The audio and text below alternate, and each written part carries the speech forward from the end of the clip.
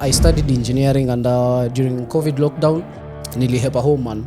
There were certain people who were buying vehicles, lakini engineering tulikuwa tunalia vibaya sana. So venye nikakuja hivyo ndo nilifund account yangu ya kwanza man. Nilikuwa nimeona na tayari tulikuwa tushaambiwa in the past like mnaanza watu 40 darasa. Mnasikia watu wawili ndo wanaenda wanapata kazi. So hivyo ndo nikafund account yangu ya kwanza. $5 bro. Euro USD. Nikatengeneza profit yangu ya kwanza $2.06 hizi zao. Nikifungua chat hivi there was this guy akaona nafungua trading view. Akaniuliza niaje bro? Una trade forex? Nikamwambia najaribu. Akaniambia na by the way uko na madarasa fulani hapa juu Rupa. Unaweza enda ukimbia huko. Give time to education and education will give you time. Hello traders, we're excited to announce something special. Our first ever physical bootcamp is here, happening on the 4th of October at the Sarit Center, Nairobi, from 11 a.m. to 4 p.m. Join us for a powerful session with experienced speakers, real insights, networking, and of course, snacks and drinks to keep you fueled. This is more than just a bootcamp, it's a movement, and you're invited. So mark your calendars, 4th October, Sarit Center. Let's learn, connect, and grow together. See you there. Hello traders, welcome back to another episode of Traders KE, and of course we're excited to be back here. And as always, I'm joined with my guy Nick, and also today we have another interesting guest, and we're gonna talk about something interesting and something I love, something Nick doesn't love. So it's quite interesting to be here. Karibuni sana to this next episode for Traders KE. You guys have been very much supportive. You always take some time to appreciate you for the good work. You have been commenting, sharing, and liking the videos, and that's something that has been pushing us to where we are today. We couldn't be here if it were not for you guys, so we really appreciate. Today we are joined by a guest, a trader who has been in the game for quite some time, and I'm not going to say much. Let's give him some time to introduce himself. Thank you. My name is L. Kington Josephian, and I've been a trader for the past 5 years. And it's been one of the most interesting journeys. It's been the best decision actually I ever took in my life. Learning to understand what technically I term to put is at school dean teachers about how money moves. Yeah, sure. So Ian, how long did it take you to? I want to take you fast forward. Yeah.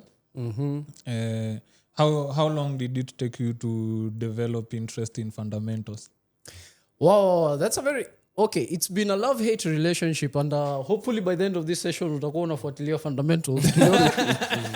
Maybe just maybe. It started back in 2020, whereby COVID.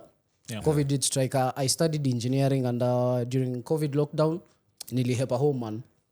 Yeah, so venye nikaenda mahali, I knew there was something that was missing because there were certain people who were buying vehicles, lakini engineering tulikuwa tunalia vibaya sana. So I asked myself, like, sikupata jibu hiyo siku, but tukakaa na mabeshe, then one of the guys was like, but there are people who trade forex now. So, hiyo siku nikaenda nyumbani nikafungua Chrome yangu, the first thing, what is forex? Trading. So it's all about buying and selling. Na nika bas, ndio kitu shule ikutufanya nini? Haikutufundisha. Sasa tukaanza hapo hivyo. Now kokona an auntie of mine alikuwa nikienda kwake alini bless. Akanipea mbegu. Alinipea dogi fulani alikuwa anaitwa Angie, a very beautiful Maltese. Akaniambia yeye anakupea hii mbegu na ukiweza ichunga hii mbegu itakuchunga. So nikakuja nikampandisha, akanizalishia watoto wazuri sana. Nikawauza kadhaa, nikakuwa na pesa sasa, lakini sikuwa najua nini nafaa nifanye. So nikakumbuka yenyewe kuko na kitu inaitwa forex trading. What do you mean? History ya mbegu nimepotea. Ya mbegu? Mbegu ni dogi. Seed return. Nino? Sorry? Seed return. So mbegu like ilikuwa mbegu. Unaona mimi nimetoka mahali penye kuna wakulima wengi sana. Alafu Biblia inasema kuko na uwezo wa kupanda 1 bushel upate ngapi in return? Like 1,000 more. So akaniambia hii nakupe? Juu alikuwa ameona yenyewe kuko na watu wananunua puppies at very good prices. So it was like a business. Alinipea akaniambia hii nakubari. Ilikuwa mashambani kweli? Ilikuwa mashambani bana. Kwani mashambani kweli ni wapi? Najua ilitoka na nyuki hiyo, ilitoka na nyuki. So akaniamua kunibless na hiyo papi. So venye nikakuja hivyo ndo nilifund account yangu ya kwanza man. Nikaweka $5 yangu ya kwanza pale. Nani alikuwa amekumotivate sasa like ulikuwa ushaona mtu amemake it kwa forex ama? Unajua hiyo wakati ndo nakwambia nilikuwa nasoma engineering na nikajiambia yenyewe kuko na kitu nye, kuko na something missing. Juu nilikuwa nimeona hiyo trajectory man. Nilikuwa nimeona na tayari tulikuwa tushaambiwa in the past like mnaanza watu 40 darasa, mnasikia watu wawili ndo wanaenda wanapata kazi. Like it was a statistic that tulikuwa tushaanza kuwa prepared as early as na reality had hit you earlier. Exactly. Na COVID kwanza venye ili hit bana, engineering ili fail kabisa. Mbona? Watu walilalisha magari. Uchumi kasimama. So basically there was no money revolving in that economy. But kulikuwa na upande fulani nyesiku anaelewa ni nini walikuwa wanafanya. Whereby watu wanabuy Range Rover na watu wanabuy Range Rover bana. Na actually as a result of forex nikakaa na watu wawili watatu wakaniambia, do you know during COVID to use the most especially insurance. So ilikuwa branch manager mmoja mkubwa pale Eldoret akaniambia, wakati wa COVID si ndo tuliuza kabisa. And then I was like, okay, forex ni kama shilingi either uko nayo ama kuna katikati. So hivyo ndo nikafund account yangu ya kwanza. $5 bro. Euro USD. Nikatengeneza profit yangu ya kwanza $2.06 hizi zao. Nikaona yenyewe kitu ni real. So that was back in nikakaa because when I started trading forex the thing that I did wrong was nilifanya peke yangu. So venye COVID sasa lockdown ikatolewa, this was towards the end of 2020 sorry. Ndo nikaanza forex. But kufund account yangu nilifund my first account nearly 1 year later. So ulikuwa demo kwa 1 year? Nilikuwa demo bro kwa 1 year. Alafu hiyo wakati kulikuanga na EFT moja ilikuwa inapeananga. Unaona zile challenge free trial. The free trials. Niko nazo mingi sana man. Niko nazo mingi sana nilikuwa najaribu kuzifanya, lakini there was something that was not hitting. It was not hitting home. So ndo nikafungua account yangu nearly 1 year later. Mimi kujifunza risk management ilinichukua 6 months man. Kujua kuweka stop loss. Hata by the time nafungua account sijui kuweka stop loss bado. Juu nilikuwa naifanya peke yangu. Like nilikuwa solo. Hiyo area hakuna ungendo waanze kuambia msee inafanya forex. And where were you learning from? So hiyo wakati nilikuwa LD. Then one of these days nilikuwa napenda kwenda library pale hivyo sana. Naenda nachukua mavitabu zangu pale, nafungua naanza kusoma. So nikifungua chat hivi there was this guy akaona nafungua trading view. Akaniuliza, niaje bro? Una trade forex? Nikamwambia najaribu. Akaniambia na by the way kuko na madarasa fulani hapa juu Rupa. Unaweza enda ukimbie huo. Za forex sasa. Za FX sasa. Na venye nilienda hapo bana maisha yangu ili change kabisa. So that was early 2022 sasa. So ni kusema doing this alone it is something that can take you quite a long time before you master it. But doing it with a community mambo inakuwa maybe much more better. Actually the right people around you ni kitu ya maana sana. Juu nakumbuka kuna wakati niliblow account bana na nikaenda nikakimbilia mkoro nikamwambia yenyewe nimepoteza pesa. Iku sink in vizuri na yeye. Na baada ya hapo hivyo yenyewe akaona kijana amepotea. Ulipewa chapati moja. Lakini ukienda yenyewe kuja nikuombea. Alafu unajua African parents kuja. Piga magoti hapa. So Illuminati. Bana unaekaje pesa kwa internet? Unaona? Like it was a new frontier that our parents hawakuwahi pitia. So mambo ikaenda pole pole hivyo and then my life ili change. Ilikuwa tarehe 24 siwezi sahau. February 2022. What happened? Hii wakati sana nilikuwa nafuatilia kwa jamaa fulani pale YouTube. Hii account yangu nimejaribu kuigrow. Unaona kale shilingi yangu 5 nimeitunza. Siku blow. Hiyo wakati niko 0.01 na euro dollar huwezi blow. Alafu beginners luck unaona kuna kwanga na ile yenye uogopi. Unastukia tu mablues unafunga. Ukiona red haraka una close. The beginners luck. So account ikafika haikuenda sana. $26-27 hivi. Then ikafika tarehe 24. So this week ilikuwa very interesting because nilikuwa nafuatilia msee fulani pale YouTube. Akasema kuko na satellite imaging yenye inachukuliwa pale Russia. Na wanaona yenyewe mandege na magari zinaenda kwa border. Na akasema okay, mtu akitaka kwenda vita kuna uwezekano atafanya nini? Ataenda asubuhi. Akasema hii wiki mkiweza jikaza msilale, amkeni juu sasa sisi tuko East Africa. Si Russia wako hapa tu juu. Ndio tukasema okay, sawa. Mimi hiyo Thursday I mean lala bro. Nikamka saa 4 gold imepanda. By the way, Russia iliattack. It was on a Thursday. Russia like gold imepanda, alafu sasa hizo X imewaka kubaya sana. Menta na flex madolare pale hivyo bana. I told you so. Ndio hiyo sasa. Bana nilichukia usingizi hapo kidogo, lakini sasa unajiambia ishafanyika. So kijana nani? Imefika saa 6. I used to trade the 4-hour candlestick ya saa 6. So saa 6 ingegonga hivi nimeingia nini? Nimeingia position. Nikajiambia si lazima itaendelea kubai. Bro, nilikuwa natumia utu Wi-Fi wa Telcom. Hizo za Telcom. Nilikuwa nanuanga zile za Ruabe inakaa 7 days. So I can't remember exactly how many GB it was, but it was 200 shillings alafu inakaa siku 7. Nimefungua la PC kwa na smartphone hiyo wakati. So nimetrade wapi? Nimelogin metatrade yangu kwa device pale hivyo. Nimeingia buy nikijiambia bado tutaendelea kufanya nini? Tutaendelea kununua. Bro, mimi sikuelewa nini ilifanyika, lakini Telecom yangu ikakata network bana. Sasa ilikuwa $26. Na niko na $26 nimeingia buy bana. Uko na lot size. Tulikuwa bado kidogo pale. It was 0.02. Ilikuwa 0.02 bado ilikuwa dhahabu on gold bro. Your account umegrow for how long? Ilikuwa miezi kadhaa. Because I remember I opened the account 1 year later, so that was I remember I opened the account October or November tarehe 18 of 2021. So nimegrow ya account. December ilikuwa slow, so ilikuwa ngumu sana kublow, especially kama ujui cha kufanya. Like market haisongi, kama una trade euro USD like haisongi kabisa. So trade kidogo. So 2022 in February bado niko na hiyo $5, lakini sasa nimegrow kidogo, imefika at least 26-27 pale hivyo. Hii siku mimi nakwambia Telcom walika sijai zima ni maasha device mara kaa 70. Unazima unatoa battery. Unaona kwanza zile malapiza kutoa battery. Unatoa battery unarudisha, unaasha Wi-Fi unazima. So niko pale niko stuck najiuliza ni nini inafaa? Then I remember there are these people who usually call you when you open an account. Nimempigia nimekopa bro. 20 bob haraka hivyo. Nimepiga simu nimeanza funga hiyo position, funga. Mayday.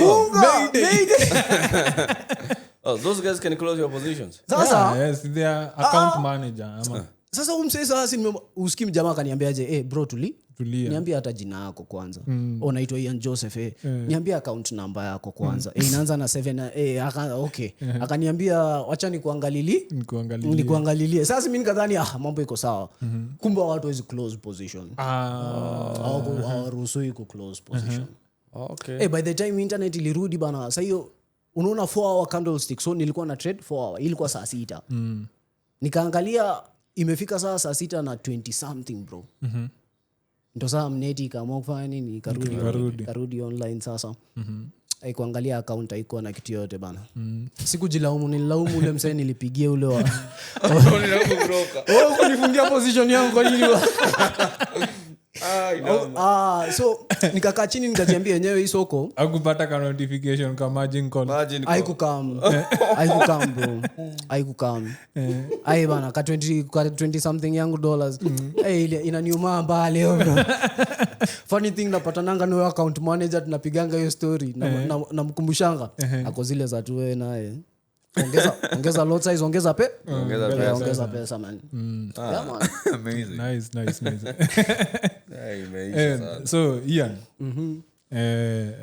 fast forward tumeona Russia since 22 attacking Ukraine, na kumekuwa na conflict mingi sana, and I believe maybe that was one of the biggest drivers in the market, especially to do with gold and other geopolitics factors maybe, and now up to now the tariffs, the Trump tariffs. So do you think that right now we have Trump, by the way, he sat down with Putin and some EU members and everything. Do you think, and gold has been in consolidation? True. Do you think any advancement on that, those deals, it changed the market moving forward? Okay, so that's very interesting. When I'm trading, so I like trading gold, and gold is a safe haven. So after your point ya Russia Ukraine, ndo nika notice enyewe soko kuko na drivers nye inaiskuma. Basically it's fear and greed. Whenever you're looking at the markets, whenever there's fear, people buy gold. Whenever there's greed, people usually don't do anything on gold. I don't want to say they don't sell. If you look at technically speaking, Mali tumetoka, if there's going to be advancements in the peace talks, let's say for example what has been happening venye Trump na Putin walipatana, like your interaction ilikuwa fiti sana. You know I'm a Trump guy, so Yeah man, unaweza imagine mnaenda mnapatana kwa airbase alafu ulicheki zile mima na alafu jamaa wanaonesha ndege anamwambia unacheki hiyo hiyo inaweza enda kwako na usijue. So unacheki ni ile kifua ya unaonesha power ya nchi yako. Unacheki as politics lazima juu wewe ni mwanaume so lazima uonesha. Na Putin akamwambia ni kama alifeel akamwambia next time in Moscow. Exactly. Ulicheki interaction Trump alisema nini? Hapo mtanipea hapo nitaonwa vita kwa ajili ya nini? Watu wanajua Kenya inafanyikanga. So fundamentals was one of the best things that mi uangalia data sana. Na ulianzaje kupata hata hiyo interest ya data like baada ya Russia Ukraine man hiyo $20 something jai sawa man.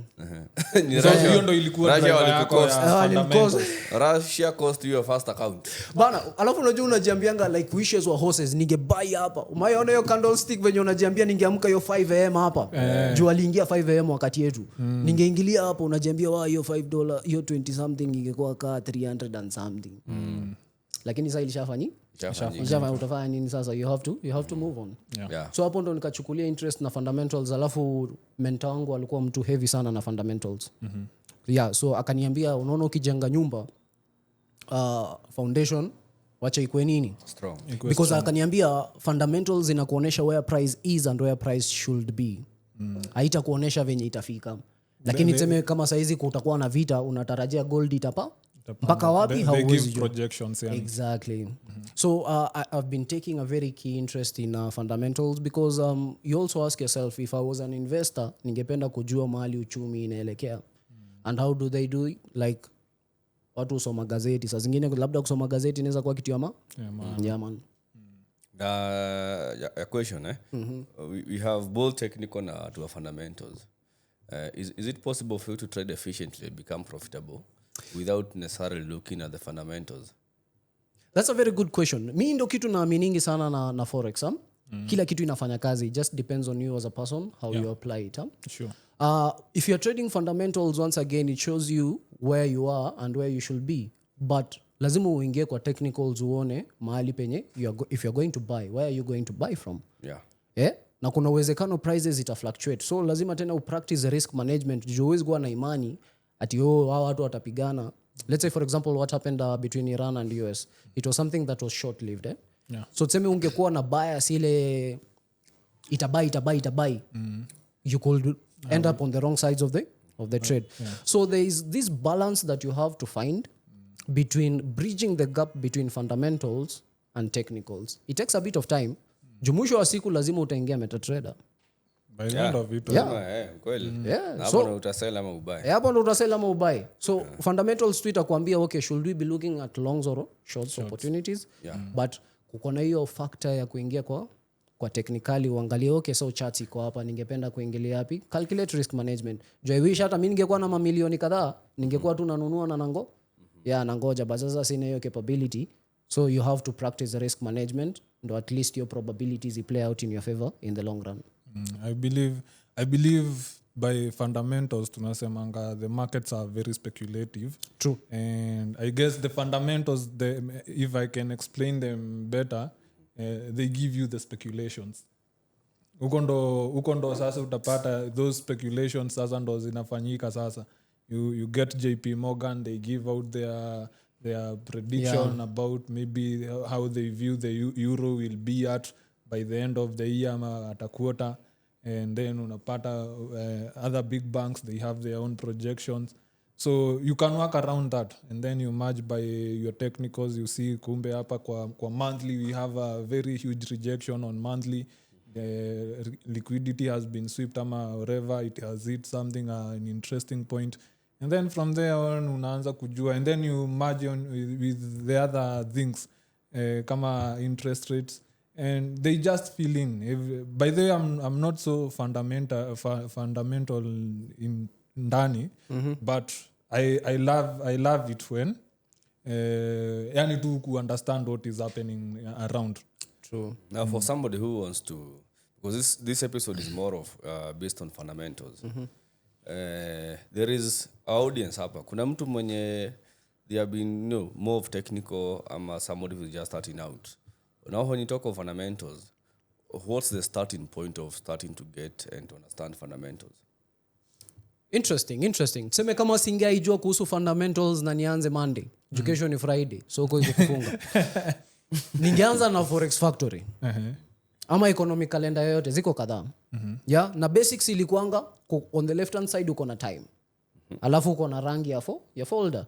So tulikuwa naambiwa red folder ni high impact, orange folder medium impact, then yellow folder low impact. Alafu kuko na ka description kadogo hapo kando nye inakuambia hii data inahusu nini. So mi upenda Jerome Powell sana. Kaiko mitu like ujamaa mi umpenda sana. Na akona ka skill. Sijui kama umayona lakini msee anaweza soma sentence kutoka nyuma ikienda mbele. Fana. Powell. Umekuwa ukicheki interactions zake venye Trump alikuwa ameenda nini? Ya renovations. Trump anajaribu kumkazia anamwambia no, these projections ziko hapa, umefanya renovation ya 3 billion. Powell ako hapo amekauka anamwambia I've never heard of that. Akamtolea kikaratasi. Jika hizi wewe unasema nini? Yeah, so ujamaa there are people. Okay, so the reason why nilifocus sana na fundamentals ni ukiangalia forex market participants nani yako huko juu? Central banks. Yeah.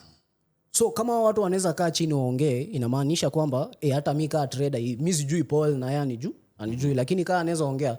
Let's say for example uangalie gold. For the past few weeks it was trending to the downside, making clear lower lows, lower highs, lower lows, lower highs.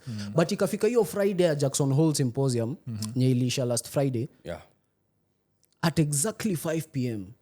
Everything, kulikuwa na the change dollar. of character. Exactly. Like kukakuwa na hiyo candlestick ikaprint to the upper side. Just watu as walipiga nduru kila mahali. Walipiga nduru bro. Wewe sijui nini.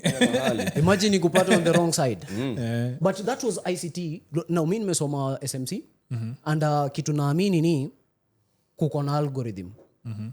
Like kukikuwa na buyers and sellers, there needs to be an efficient way of how this data is being priced into the markets. So sisi tunatumia MetaTrader, but mabankers wanatumianga nini? So kuko na mseka kuja na hii theory akasema there is what we call clearing houses. So hao ndo watu wenye ma central banks wanaendanga kupitisha hizo orders. House ndo basically wana match hizo orders. So clearing houses hakuna mtu anajua kenye inafanyikanga huko, lakini tunajua kuko na binadamu. Na kama kuna binadamu kitu moja yenye inakata cross ni time. So there are certain periods in time whereby you'll see the markets move, and that's the algorithm that most of the people wanaongeleleanga. Ni ile kumeenda kukakuwa na interactions between hapana hii inafanya kazi, hii haifanyi kazi, but everything does what? It does work. Basically you are looking at a chart of price against time. So time is very time hapo ni kitu before price. It's not like sema ya watu walikuwa wanajua wanafaa wanunue, si ndio? Nile tu walikuwa wanangoja tu speech ya Powell. And so news is usually a smoke shadow yenye ina generate na ina push your liquidity. Like tayari kuko na watu washajipanga mahali wanafaa wasukume soko. But nile most of the times the initial trigger ya move juu ukiangalia baada ya Powell hapo ndo kulikuwa na change of character na prices ikaanza ku make new higher highs, higher lows. So for me I'm a fundamental trader and a swing trader, lakini na apply technicals. So nikiingia kwa chart najiambia okay, nikiingilia hapa target yangu itakuwa mahali fulani. Let's say for example gold nilikuwa nimeongelea 3400 sana, which is a psychological level. Because once again tunaamini kama kuna binadamu huko nyuma ni rahisi wao ku trade over, sema for example 33 na sema uko na digits mbili. Calculator ni rahisi kuweka 3400 kuliko 3397. Exactly. So kuko na hizo psychological levels. Yeah, niliingia saizi I'm still in the position 5 days later na niko na amani na lala vizuri. How do you handle this? Niku anasema hawezi hold trade for more than one day. You don't say. Mimi trade zangu zikienda sana 2 hours 6 hours zikienda sana. Damn, bro. and I'm done, I'm out. I How do you handle like holding a trade for 5-6 days, a week, 2 weeks? I think ni ile lot size ndo ilifanya ikabidi nimekuwa swing trader, because nilikuwa napata na execute high lot size ndo niweze kucapitalize on those small movements. Na nikianza trading kuko na ile wakati nilikuwa nataka ile strategy yenye ipotezi, like kila mtu face hiyo period ya kujaribu kutafuta perfection Holy grail. Exactly. Ile yenye unataka ubuy na buy. There was a time nilikuwa na trade FTMO, bro. Nilikuwa na 16 losses in a row. Una buy na sell, una sell na buy. Nilihesabu, unaona hapo kwa trades za ukienda MetaTrader. Nilihesabu page 1, nika scroll page 2. Nitaka sniper entry to poverty. Exactly. Unaingia hivi sasa inabaya hapo. Unashangaa hii market ilikuwa inangoja tu ingie hivi and then iende opposite to your direction. As if somebody is unaona ni kama ni wewe ilikuwa ina time. Ni wewe bana. Hapo unajiambia watu wananitaka. Hakuna like wanaangalia stop loss yangu. This is targeted, man. This is a sasa hiyo kuna dola zako 5. Uko na dola yako 5. Is targeting your $5. You think the market cares about you? Exactly, man. So nikajiambia okay, the reason maybe I'm suffering in terms of trade. Juu inafika mahali unajiambia okay, si ati nikaa strategy iko na shida. Because when you're making money, things are good. The problem usually starts to happen when you're not making money. Unaweza pata unatengeneza $10 alafu inafika mahali unapiga dent ya kata sema $100-$200 like inakula profit yako ya siku kadhaa. So nikajiambia okay, I need to lower my lot size, so the only way I can make decent amount ni swinging too. So that's why I advanced na swing trading in a rely more on so there's a 5-step trading process that I usually use. Hii nilikopi kwa msee anaitwa Alex Van Dam pale hivyo ka hedge fund fulani alikuwa UK. Akasema number 1 inaanzanga na idea generation. So ukiamka asubuhi una generate ideas, kuko na vitu mingi sana unaweza kuwa unaangalia kwa soko. So unaangalia internet, hiyo geopolitical factors, ni nani saizi anaongea, let's say for example Powell, Trump ama nini, interest rates in the near future. So how do you get this data in the morning, like very good. For our audience, watu wajue when you wake up, yes you want to get all these things, but utazipata wapi? Internet, bro. Like the internet is broad, like which part internet, of the alafu internet? unaenda kwa most of the times inakuanga economic calendar alafu headlines. So mi huanza na headlines zile vitu like size news inasambaa haraka. Ukisikia kama ile yenye tulikuwa tunaongelea Trump na ujamaa wetu Putin ni kitu yenye inasambaa haraka. So let's say for example car Powell and so on and so forth. Hiyo ni vitu nye unaweza pata like ni vitu nye unasikia mtu hizo articles ziko. So baada ya headlines naingia economic calendar. So nilikuwa naongelea huyu jamaa anaitwa Powell sana, na kuko na wakati alikuwa na release speech yake. Unaona ile wakati ya question and answer. Hapo ndo mali volatility huwa inakuanga kwa soko sana, because hapo ndo hizo maswali zinakuanga. There was a time I remember last year November akitoa speech, kuko na wakati msee alimuuliza na interaction yako na Trump inaweza elekea wapi. Na nilikuwa live stream, gold ili move 100 pips just because of that one question. Like ile swali moja tu, okay unaonaje kuhusu interaction yako wewe na ujamaa. The markets moved. So baada ya economic calendar na hapa kwa calendar, just a question, we have so many news that are coming throughout the day. Do you take time to analyze and go through each news, kama ni GBP and what is expected and what is the previous results? Do you take some to do that? And if you do you use the same now to trade that for that day? So it depends. Usually the people I like to pay most attention to are the central bankers. So mtu kaa Powell, ECB, President Lagarde. Bank of England, hiyo inakuanga MPC. I usually tend to focus on those people. Now there was a stream whereby ilikuwa hiyo interaction ya FOMC whereby hata Powell aliulizwa, na wewe unaangalianga data gani? Akasema kitu ya kwanza naangalianga ni unemployment, which is NFP. Data ya pili akaulizwa ni nini unaangalianga? Inflation, which is CPI and PPI. So umse anaangalia hivi tu nyeziko kwa Forex Factory, ndo nikakuja ikanihit kumbe umse pia anaangalianga hii data. Because the two main mandates of a central bank ni ku maintain full employment na inflation ikwe between the 2 and 3%. So meaning hii data nye tunaonanga Forex Factory, these people look at it, na investors also look at it, ndo waweze kujipanga mahali wanaweza sukuma soko in the near future. So if I was to start trading fundamentals, NFP kitu ya kwanza, alafu CPI, alafu PPI. It takes a bit of time na mara mingi itakupiga chenga juu news either inaweza react before, during or after. Nakumbuka kuna wakati tukianza trading CPI ilikuwa inasonganga during ile wakati hiyo news release kabisa. There was a period in 2023 towards the end of 2023 CPI ilikuwa inatoka soko isongi. Kuna time by the CPI like everything ilikuwa ni kama weird like CPI expect big moves. Unajua CPI mi nimezoea actually CPI I believe sometimes CPI ndo inakuanga na the biggest moves. So unashangaa CPI imetoka leo market haisongi, kesho bado market haisongi, na hiyo wiki inaisha hivyo. Next week sasa ndo unaanza kuona moves. Sasa hizo ushakufa roho. Ulikuwa umekelea kafulu maji na alafu akasongi bro. Shangaa mambo gani haya? Unaweza choka roho. Unaweza question your life decisions. So it's a big thing to bridge the gap between fundamentals and technicals. But kwa number 2. Kwa number 2 you have to check the headlines, then you have, number 2 ni fundamental analysis. 5 steps. Number 3 ni technically sasa. Technical analysis. So mimi nikiingia kwa chart najiambianga okay nitaingililia wapi, ikienda vibaya nitatokea wapi. So let's say for example last week niliingia trade ya gold ilikuwa Thursday. Nikajiambia ikibreak hizo lows nye ilikuwa the previous day ningependa kutokea hapo. TP naangalia 3400. So hiyo ni step number 3, technical analysis. Alafu mimi upenda kuweka psychology kwanza. Juu lazima ukuwe na amani na pesa unaweka kwa hiyo soko. Uweze weka pesa ya rent, uweze ataka ukipractice risk management na rent hakuna shilingi utaingiza. So you have to make peace with that. You won't let that trade to breathe. Exactly, utakuwa emotionally attached. So baada ya psychology ndo naweka risk management. Najiambia okay, sawa psychology yangu iko sawa, kila kitu maisha yangu inaenda vizuri, okay? Sawa. Wacha ni pull hiyo trigger. So na calculate lot size najiambia very small lot size. Situmiangi mingi. Lakini niko willing kuzishikilia zifanye nini? For some especially gold utapata quite a number of good pips. Because the moment I entered the next day, ilienda chini. Na hapo hivyo unajiuliza maswali mingi, niongeze, nifunge. And you'll find yourself if you're not properly mentally up stable kidogo, kuna uwezekano utaanza kuforce mablanda. Sure. So Ian, in reference to what happened last week, it was on Friday, after the Jackson Hole Symposium.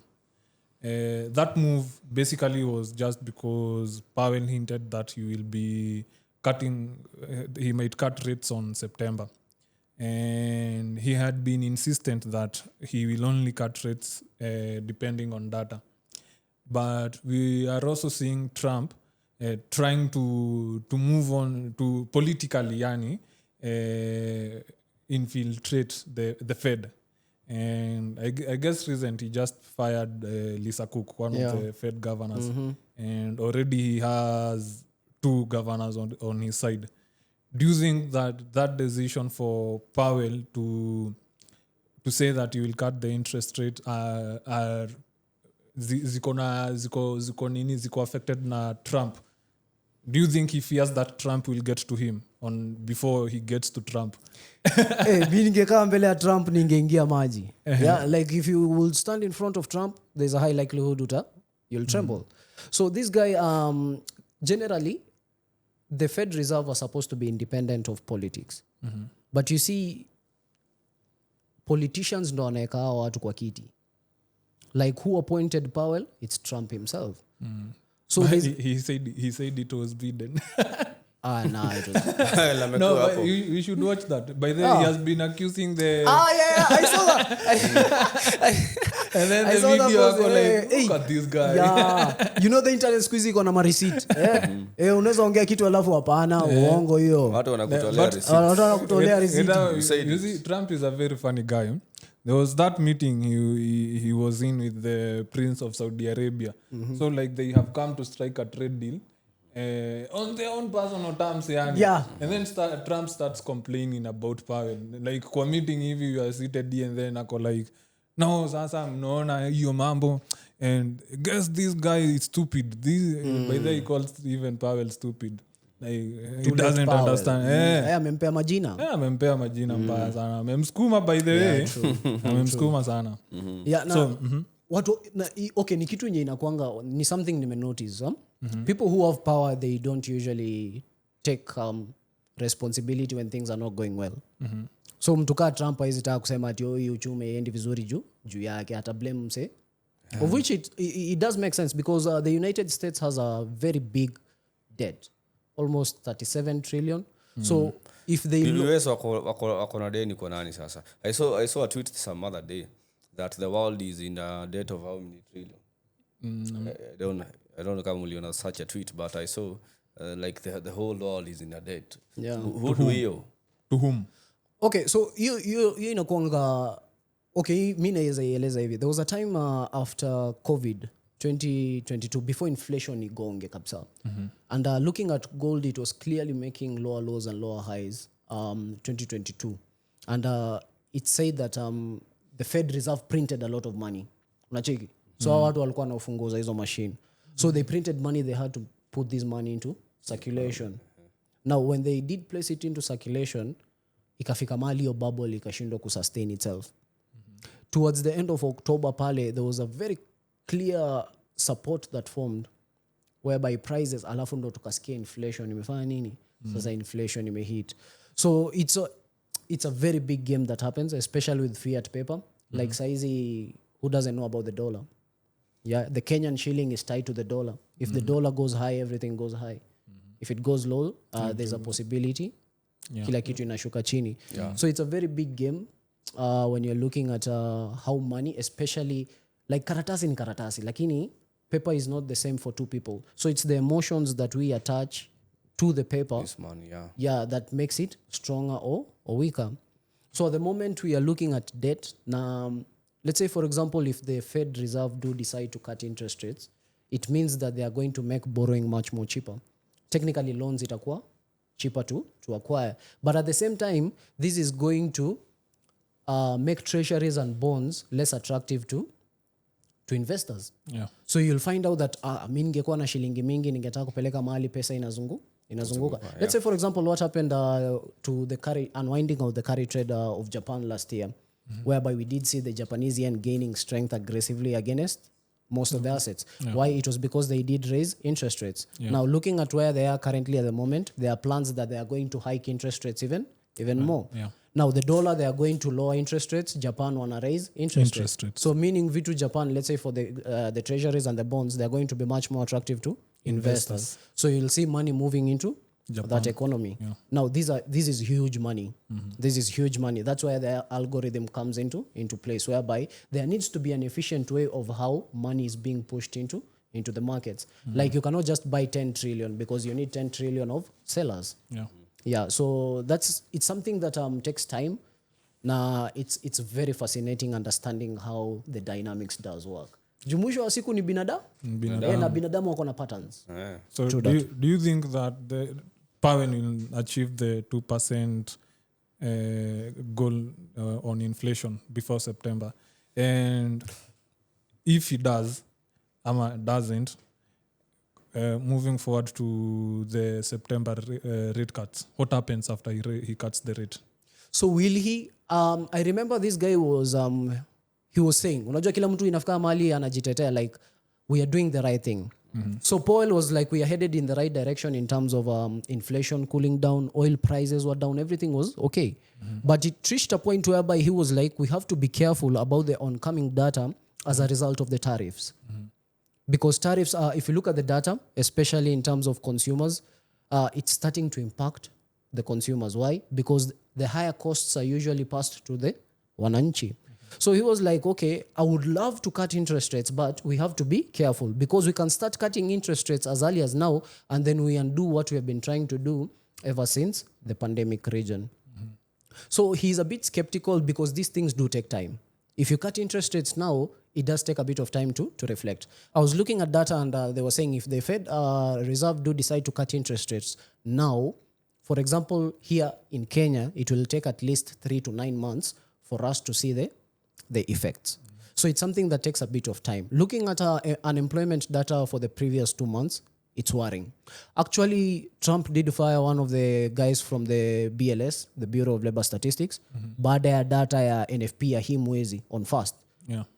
Baada ya data was revised from, I do believe it was around 100 and something thousand to 14,000, which was quite aggressive. Kwa uchumi ya watu more than 300 million people, 14,000 is a drop of blood in the ocean. And Trump is like, hii data mnatoa wapi? So there was speculation about some cities. I do think it was Pennsylvania and a few other cities, I stand to be corrected, whereby waliamua kutoa hiyo data. Like they decided to just omit the data, and then Trump was like, why would you remove 3 key states that do contribute to the economy? Lisa Cook was another example. Nile tu Fed chair wezi mguza because he is at the top of the but watu kando yake wanawa delete polepo. Yeah, divide and conquer essentially. Yeah. So in the near future, maybe if they do decide to cut interest rates early, it's inevitable. By how much ndo kitu tu hatujui. We know they are going to cut, but by how much is where the big question is. Okay, something about tariffs, which we saw, I guess it was this year on April. That's when we had the US announcing the tariffs and all that. And we saw most of these economies, the currency is getting so much affected. True. But looking at our own currency, Kenya shillings, nothing happened. And nothing has been happening for the last 2-3 years. Actually, It has been stagnant. It got to some point it became stagnant. It's not moving. What's happening? But What do you banks say have been cutting rates. Ni ile imekuwa kidogo sana, ile yenye hatuwezi ona the impacts. But ever since February of this year, banks in Kenya have been lowering rates. But it's not that much of an impact because it was basically like 10 basis points, 5 basis points, which is quite small. So for a person who has a loan of, let's say, for example, 800,000 Kenyan shillings, a basis point cut of like, let's say, for example, 25 basis points, which is 0.25%, it equates to less than 1,000 bob of what you're going to save when you're servicing a loan of like 800,000. Yeah. So it's quite small, but they have been there. We do anticipate maybe in the near future, if they start cutting aggressively, that's when we might see the bankers now start to move aggressively towards that direction. So what's the current interest rate on the Central Bank of Kenya? In Kenya? I do believe it's around 9. 9 is very high. 9 is it's around 9, and then so that's the central bank, and then other bankers go to, so ukienda kuchukua loan utapigwa at least 14 to 16%. Yeah. Very true. Sasa hii story ya nini umesemaje? Like is that not artificial? Like the Kenya shilling trading at 127 for the last like 2 years.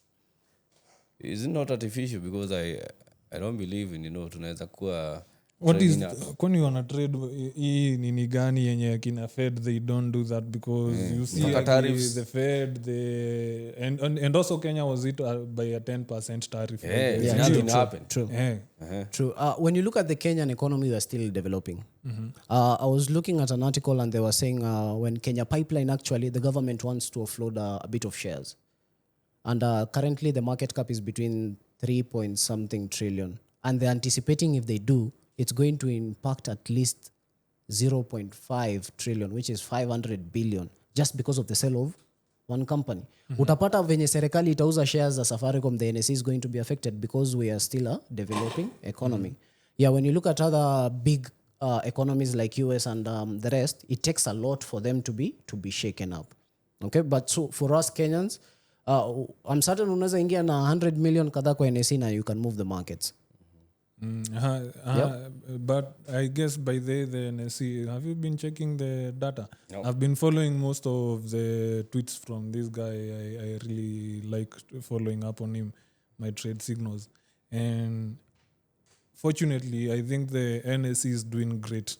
The stock exchange is doing great. And ilikuwa by the way, there was some time people were complaining that investing in the NSE it's a waste of time.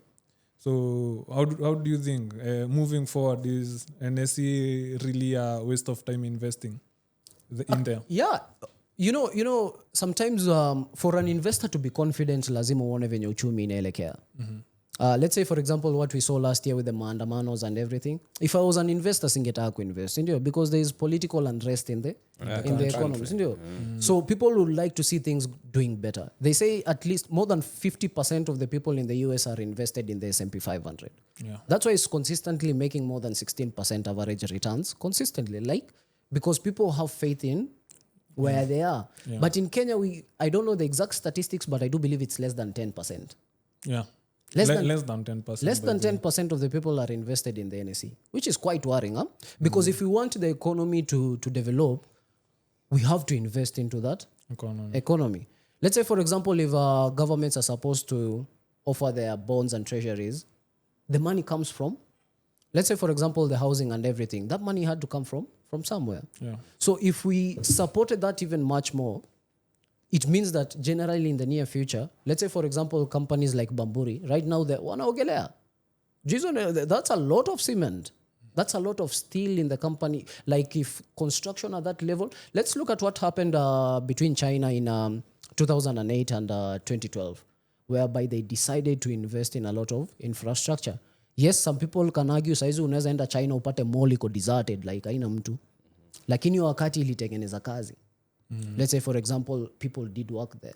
So ukikuwa mjanja at least hapo so umepata kaunga kako kidogo.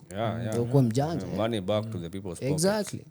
So that's why you get economies like the United States are developing aggressively. It's because they encourage spending. Yeah. Tumia pesa ikuzoe. Yeah, true. Basically that's how an economy grows. They are built on credit. Yeah. But if you look at Kenyans and Africans, na si kupenda kwetu, nile we are taught to save more. To save more, yeah. Not to make more. Imagine if we change the narrative to make more. Kenyans, we are so much encouraged to save money. And talking of the same, based on all these topics on fundamentals too, most of our audience, they are forex traders. And of course, some people are really making some good money out of the forex market. But there comes a problem when on using this money. You're trading yes forex, you're making something, but you have no other thing that you can maybe say apart from forex. So huyu mtu ni kusema account yake MT5 ikiweza enda, huyu mtu ametoka town. He's done. Yeah, Yes. true. How can people diversify their portfolios on these other things? We are in an age of enlightenment. There's a lot of information out there. Like unaweza jipata tu unashika gazeti kila siku. Mtu anaweza kuita wewe ni mzee lakini you are getting so much information from that piece of newspaper. Yeah. Right now you don't have to read the newspaper. Ziko TikTok. Like right now my algorithm nikiingianga TikTok mimi itaniletea dancers. It's going to bring me about central bankers. So basically you can command the algorithm to give you the information that you want. You can choose the information that you decide to Consume. To consume, yeah. Exactly. If we can consume information about how people think, trust me, in the next 5 to 10 years, I was reading an article na ilikuwa inasema in the next 10 years, nearly 50 to 65% of children below 9 years, they are going to work jobs that do not exist right now. That was worrying. Which is true because look at AI now. Hizo makazi ziko saizi lakini Zinakuja. It's inevitable. Yeah. Watu wa trade forex bana, uambie mtoto wako hivi ndo euro dollar inafanyanga nini? Yeah, imagine like we cannot write yesterday's newspaper. We have an opportunity to change tomorrow. Yeah. And it's upon us. If we don't get that information, if we don't spread that information, there's a high likelihood we might end up in disaster. That's why there's a gap between people who are wealthy and people. Because wealthy people wakikaa mali hawananga udaku. How can we make more? How can we utilize our time more? Yeah. And we are headed in that right direction. I really appreciate what you guys are doing. Yeah. And as a result of this podcast, trust you me, there are people who are going to change lives. Yeah, sure. You're going to impact people whereby unaweza sema, hey, this guy really helped me in my life at some point in time. Roger that. That's true. Yeah. We really hope that we can achieve that and keep impacting people and actually giving people knowledge. We are not here just to make conversations for the sake of making conversations. We are here to make important conversations that impact, exactly, that give impact to people's life. Yeah. The problem with just most Africans is the fact that we try to block information. Yeah. And that's why unapata mtu, let's talk of even the forex industry in Kenya. You get a very young person, mtu age yetu hapa, and yet they criticize. We are talking this in the last podcast. Mtu anasema this is a scam, and they're criticizing people who are trading and all that. But they just can't take time to maybe hata kwenda ku Google. What will you say to such people? What can I tell such a person? give time to education and education will give you time. Invest in that knowledge. Kaa chini. Like me, I struggled, but it reached a point when it finally clicked. Like unaangalia nyuma unajiambia all those tears were worth it. Because all of a sudden you're now in a position whereby you are in a room full of like-minded thinkers. Not in a place whereby kila mtu analia uchumi ni mbaya, man. You're fair, man. Yeah. Your chumvi imepanda. Itapanda, haitaipungua. Yeah, sure. But if you're in a place whereby you talk with people who are like, okay, this means it's an opportunity. Because if salt prices go high, it means there are people who will be making more profits. So basically ni kama shilingi tu, kuko na heads na tails. Mwisho wa siku unachagua utakuwa kuna upande moja wanalianga, kuna upande moja wanasherekeanga. And as human beings, the only thing we have different compared like to other animals is the ability to choose. Yeah. Ile capability yenye unaweza kaa chini useme hapana, nimechoshwa na mahali penye niko, nataka nibadili. So it has to start with you. It has to start with your wants. So for people who complain, they'll always complain. But they have an opportunity to sit down and ask themselves, okay, I need to do something about my life. And you can change it. So Ian, you had talked about hedge funds. In Kenya, are there hedge funds really? Okay, there's one person who has a license to trade for other people. It's very interesting. Mpaka nakanga chini najiambia, God damn, there's only one person. Only one person. Only one person. So you tundo the only person tunaweza sema account unaweza management. pea pesa akutradie. The other, okay, see in my MFS like deep capital. Hedge funds regulations zao ni very different because they push a lot of money. Yeah. And they don't need such a like how hawananga macho nye inawaangalilia. So for you to reach that height, yeah, man. Those are greater heights. Inshallah, Baba. Inshallah. I will give me more information on that because nimeuliza hivyo because people actually out here be getting scammed a lot na this account management thing.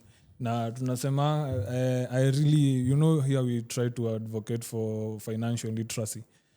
So mi naweza taka kusema the only person who ama institution yenye inafaa ku account manage for you, it should be licensed. Yeah. Unfortunately, fortunately, and we stand to be corrected. Maybe there might be another one I don't know of.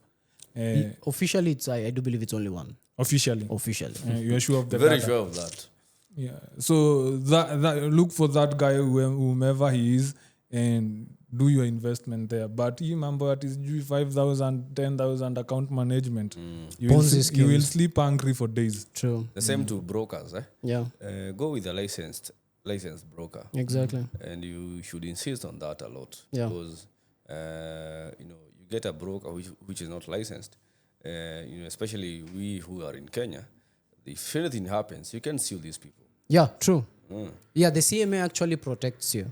Yeah. When your money can, let's say something happens, you can follow up with someone. And actually, this is very interesting because I remember in 2023, I do believe it was August.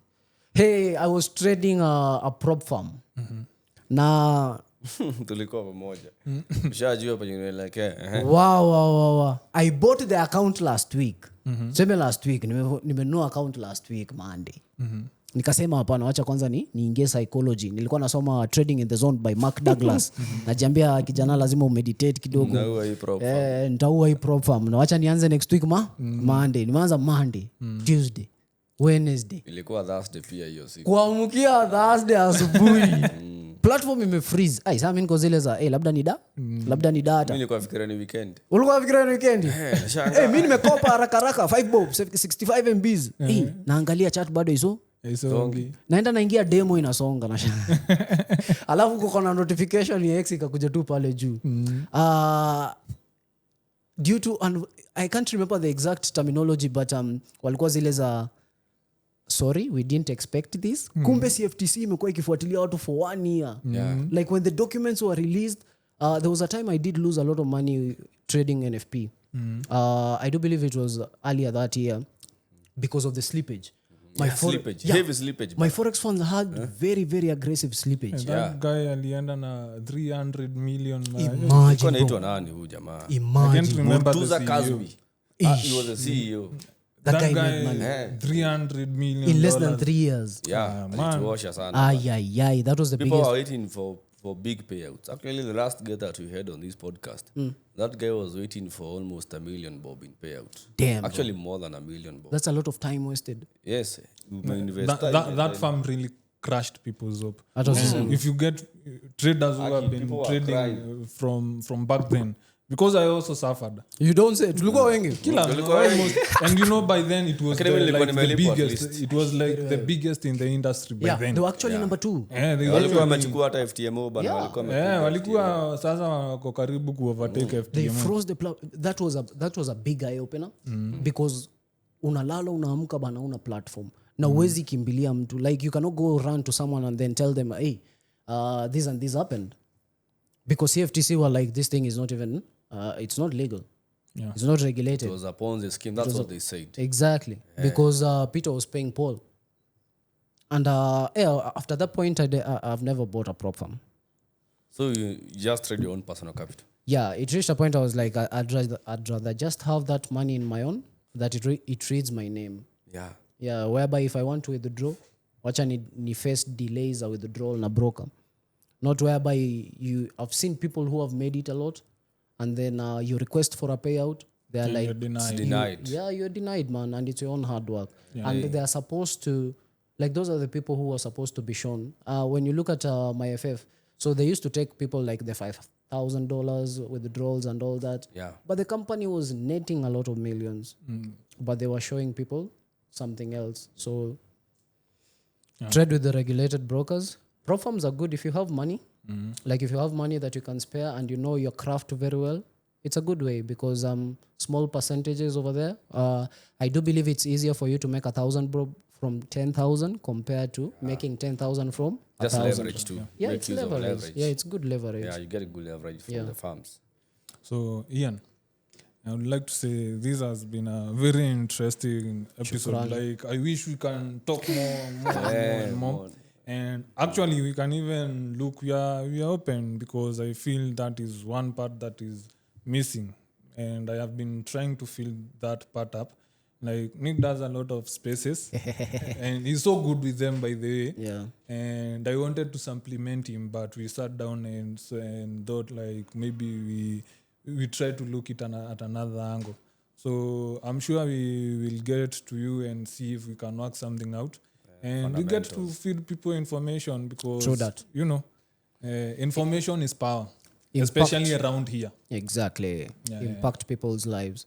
We trade Forex the right way. There's a lot of misconceptions right now going on with the markets, and it's because of lack of knowledge. Yeah, we will be debunking them. Even the Bible Exactly. says, my people perish. Exactly. Because of lack of knowledge. Hata unaweza kupataje Ian? I'm not heavy on socials, but I go by the name King's Print. Hey.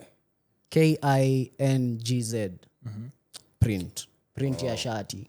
Oh, Yeah. King's Printer. King's Print. And the reason why ni kwa ajili nimestudy charts, there is a pattern. So the rhythm within the noise. Kuna kelele mingi sana huku nje, lakini tunawapea Kings and a print. Kings and a print. Na print dollars pia. Exactly. Yeah, it's really changed my life.